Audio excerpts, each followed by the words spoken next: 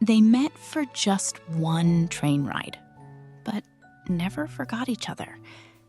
It started on a rainy evening at a crowded platform. So many people, yet somehow they noticed each other. Same train, same coach, same moment. Like the universe quietly planned something.